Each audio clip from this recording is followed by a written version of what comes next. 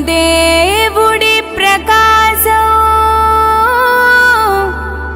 మకర రాశి ప్రవేశం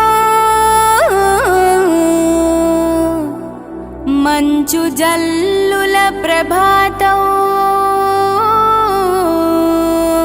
భోగి మంటల ప్రబోధం చమతికులు బుట్టలు తెచ్చి సత్తె రొట్టెల సప్పుడు